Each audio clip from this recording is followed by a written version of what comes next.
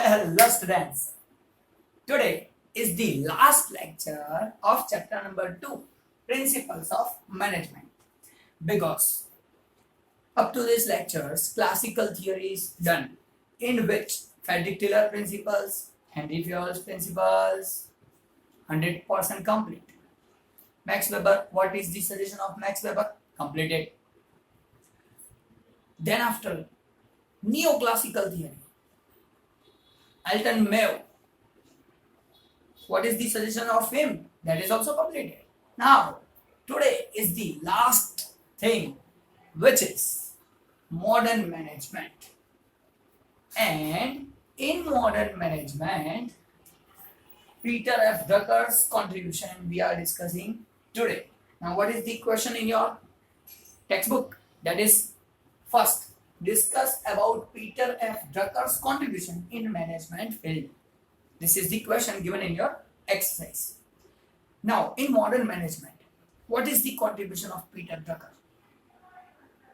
So, actually, in last lecture, I told you all manager, management, owner, and employee. His own personal interest is connected with our unit's interest. Then definitely we can get benefit. That is focus in Peter F. Drucker's management principle. He is concentrating on human resources. He is trying to satisfy humans, employees, and trying to get benefit from the employees. So what are the suggestions? What are the principles given by Peter F. Drucker? Now, 2-marker question can be asked in your examination. You have to write these points. First is Peter F. Drucker, 1909 to 2005. Think. Many years contribution given by him as a well-known managerial leader. Now, he was a managerial leader. He was also so well-known managerial leader, was also a famous writer. He was a writer also, even philosopher and an educator. So he is not a management person only. He is a good writer, famous writer.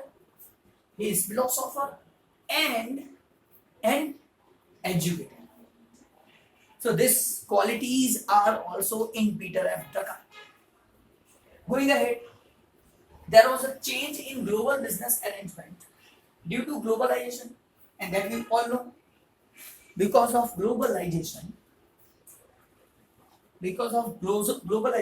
new principles need to add in the traditional principles, classical and neoclassical theories, and that was added by Peter F. Drucker.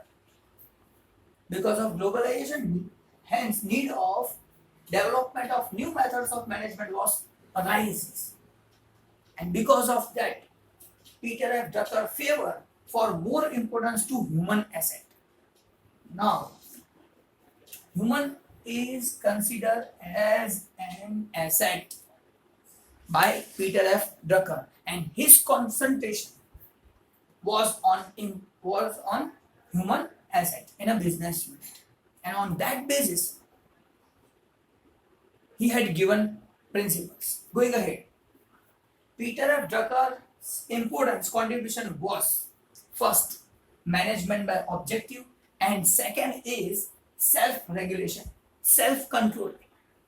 Now, management by objective, it means objective of the unit is commonly accepted by managers as well as employees, and both are together. If achieving that, then definitely they can get very easily.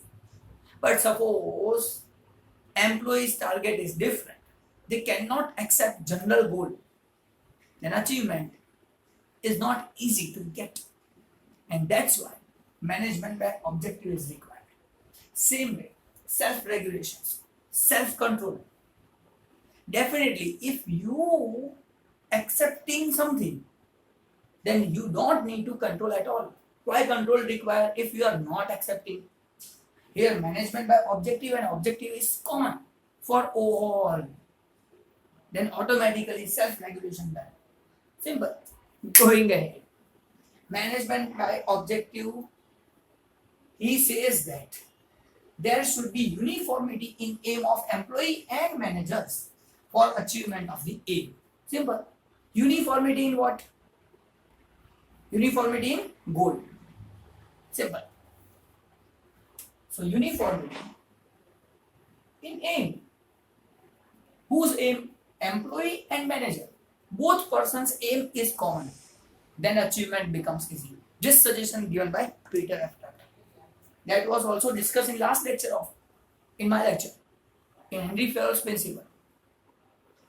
Going ahead. Management by objective is too much effective for different business formatted units.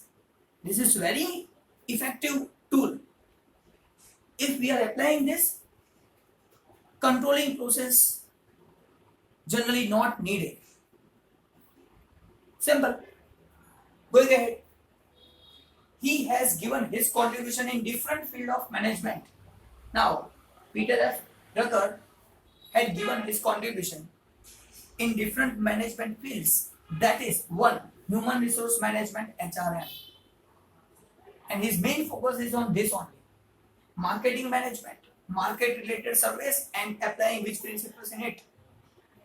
Stress management. If stress atmosphere is there, then how to release it? That is stress management. In this fields, in this management fields, contribution given by Peter F. Drucker, and that's why, therefore, he is called as the father of modern management. Simple. Even 2-marker question can be asked. Why Peter F. Drucker is called father of modern management? So you can write this answer. Peter F. Drucker, management leader, as well as this is his. Due to changing environment, new principles needed.